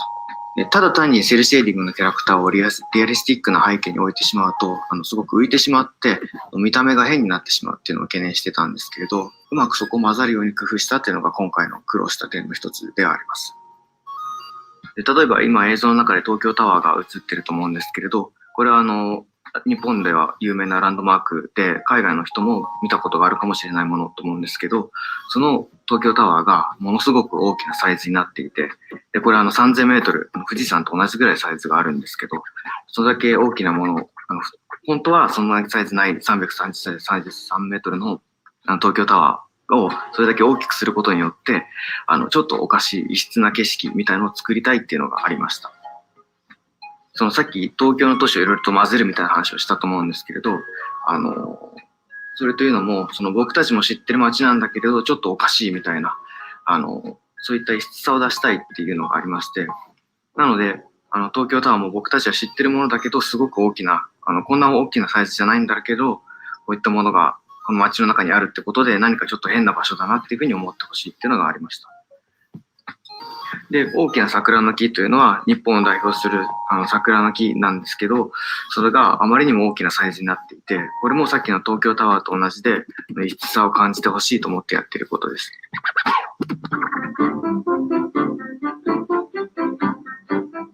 で、これが本作の特徴となる怪異という、主人公たちに立ちはだかる敵なんですけれど、この見た目については、私は、その、新規 IP、新しい IP の新しいクリーチャーということで、変わった見た目、何か興味を引く見た目にしたいというのが一つありました。でその上で、私たちの感覚とは違うものを取り入れたいというのがきっかけにありまして、実際にアーティストの力を借りて、この怪異のデザインを再現しています。で、そのアーティストの表現というのは、その美しさがありながらも、その死の世界だとか、そのネガティブなイメージとポジティブなイメージを一つにしたような、幻想で表現する作家の方なんですけど、彼らの動きについてこだわっているのは、私たちの知っている生き物でありそうであれ、生き物のようであって、私たちと違うものであるのを表現したいっていうのがあったので、動きの中に一見動物のようで急に違うような動きとか、人間のようでいて人間と違うような動きとか、そんななのでモーションを作るときには人間っぽい部分だけはモーションキャプチャーを使ってるんですけど、そうでない部分は手付けなどにして、その人間の動きとそうでない動きをミックスさせることで、不思議な動きにできないかなというのを考えていました。はい、共に新入隊員として入隊したキャラクターが2人いるというところで、同じ時系列から始まって、ただその同じ境遇に置かれている一つの物語をそれぞれの視点から描いていく。でそれぞれ視点で描くことで、その時片方の視点では見えなかった状況とかを別の視点では楽しんでいただける、そういうストーリーの楽しみ方を皆さんに提供したいと思って、今回2人の主人公を用意しました。そして1人目がこちらですね、ゆいとすめらぎキャラクターですね。彼はですね、非常に正義感が強くて、幼い頃に怪飛ばすぐに自分が怪から救われたっていう経験を持っていて、でその経験から自らも怪飛ばすぐに志願して入隊したっていうキャラクターになっています。はい、そしてもう一人がこちらのカサネランドールですね。はい、彼女はですね、非常に優れた超能力を持っている、もうエリートと呼ばれるキャラクターですね。怪討伐軍からもスカウトして入隊した非常に優秀なキャラクターです。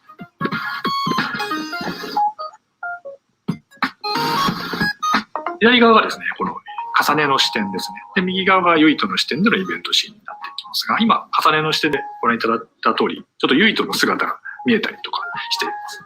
で、今、重ねの方ですね、一緒に同行しているキャラクター、このキャラクターが、実は未来予知の能力を持っているキャラクターで、ちょっとこのユイトたちがやられそうだなっていうのはちょっと分かるようなシーンになっています。この頃、ユイトの方は今止めてますけど、これはユイトの方では入らずに次のシーンに進んでいきます。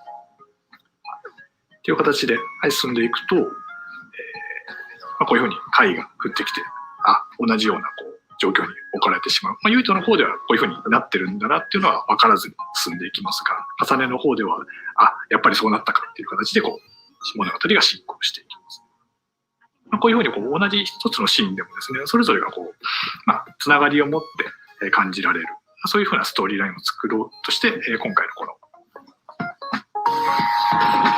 企画から今発売までっていうところで、もうほぼ4年以上かかってるんですけれども、このストーリーラインというところももちろん企画の最初から作っていってはいるんですけど、非常に多くの時間を要していて、2人のストーリー、緻密にこういうふうに絡み合ったつながりを持った一つのストーリーとして完成させるまでに、やはり2年から3年の歳月を要しております。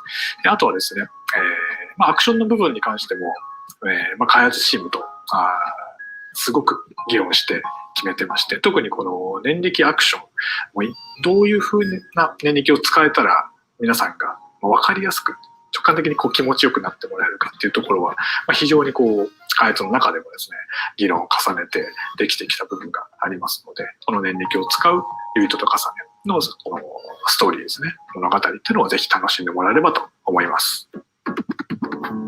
はい、本作はですね、もともと僕がサイボーグ009とかいろんなキャラクターがいろんな能力を使って戦う集団っていうものが大好きで、そういういろんな能力を使う集団を改めてゲーム化したいっていう思いで企画を立ち上げました。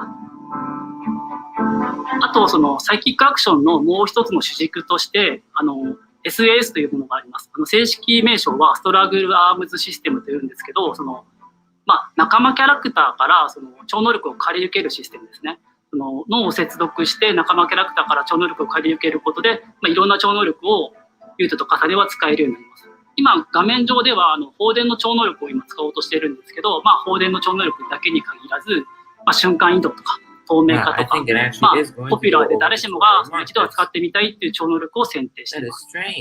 本作のキーワードとして赤い線っていうものがあるんですけど、サスを使った時に赤いケーブルが背中に刺さって戦うことができますの。そうですね、サスケーブルデザインするときにそうですね、見た人の印象に残ってインパクトに残したいところはまずあったんですよね。で、そういう時見た時に過去タイトル見た時に、例えばキングゲイナーの刺さってるケーブルだったりとか、あとはそうですね、日本のアニメのガンツなんかもケーブルが刺さって戦う様っていうところがすごくクールだったので、そのあたりはインスパイアされながらデザインっていうものを進めた経緯がありますね。はい、本作ですね、念力で戦うんですけど、単純に投げ飛ばすだけじゃなくて、このロケーションに置いてあるオブジェクトをいろいろ活用することができます。今工事現場にあるので、工事現場のロケーションなのでダンプを上から落としたんですけど、そのようにロケーションに合ったオブジェクトを自分なりに扱うことができるってところが、はい、ここはそうです、ドラム缶の中から水を出して貝を水浸しにしてます。で、その後サスの放電で戦うことで水浸しになった貝を電気でしびれさせるということもできるので、超能力念力とサスを組み合わせて戦うというところが一つ特徴となっております。しっかり遊びたい人もカジュアルに遊びたい人も幅広く楽しめるものとなっております。はい、プレイヤーはですね、このようにブレインフィールドっていうね、特別な必殺技を使うことができます。これはですね、海抜軍が使うことができる近畿の技で、非常に強力なんですけど、同時に非常に危険な技でもあります。ユートと重ねが展開することで、オブジェクトが空間内に浮き上がって、念力は使い放題になるんですけど、一方で非常に強い負荷が脳にかかってしまいますね。なので自分の言動がちょっとおかしなことを言ってしまったりとか、あとは聞こえないノイズのような幻聴が聞こえたりとか、あとこのように途中で頭抱えて動けなくなったりとか、そういうことがあります。で、加えてですね、この残り時間の秒数があるんですけど、これが制限時間が過ぎるとゲームオーバーになってしまうっていう非常に危険な技になっております。はい。なんだけど、非常に危険な技なんですけど、それをうまく使いこなして戦う自分がかっこいいっていう風な思いをプレイヤーに感じ取ってもらいたいなと思っております。あとブレインフィールド発動したら、フードをかぶってたくさんケーブルが刺さった異様な姿になるかなと思うんですけど、これもダークヒーローっぽいかっこよさがすごく危険な超能力を自分が扱って戦ってるってところを感じ取ってもらいたくて、このようなデザインにしております。はい、こちらブレインマップと呼ばれるシステムになりますね。こちらはプレイヤーが成長するスキルツリーとなっております。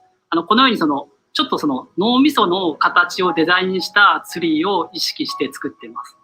で、今、チャージがため攻撃ができるようになりましたね。このように能力を拡張して、新たなアクション、この映像の中ではため攻撃で範囲攻撃をできるようになってるんですけど、そういったアクションの拡張だけじゃなくて、念力ゲージが増加する強化系のスキルだったりとか、あとはアイテムを使用した後のクールタイムが短くなるような補助スキルとか、様々ないくつかのカテゴリーのスキルを習得することができるようになっています。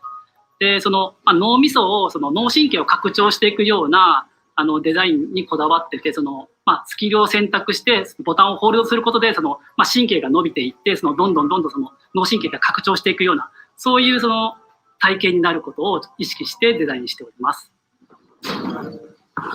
はい、ブレインマップ以外ですと基本的に通常のレベルアップで敵と戦って経験値を積むことで、通常のレベルアップでパラメータが底上げされるっていうことに加えて、仲間との絆ですね、仲間と絆形成することで絆の力が強くなると絆レベルというものが上がって、仲間から買い受ける超能力っていうものが強力になってきます。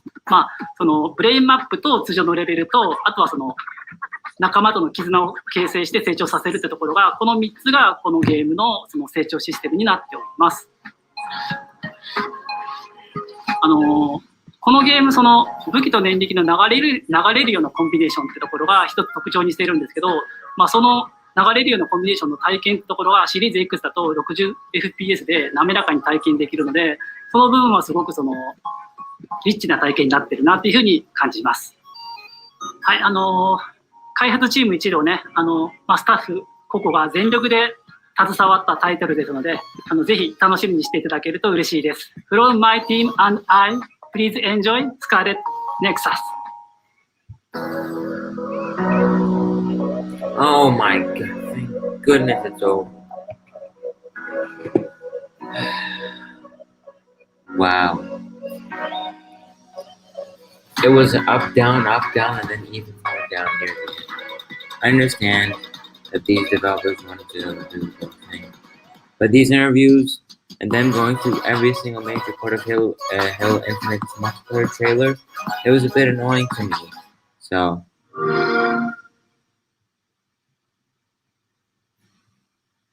okay, yeah. So them going over every single part of Halo Infinite's multiplayer trailer, and them showing again these indie things that I don't care about. That's normal. This stream is almost 2 hours, and I apologize for like all of the terrible things that happened during this live stream. This is something that I want to do to, for one, show my excitement for some of the projects that were announced on Sunday, and also to get something out this week. But hopefully I can do better next time. So thank you guys so much for watching, and I will see you all later. Bye-bye.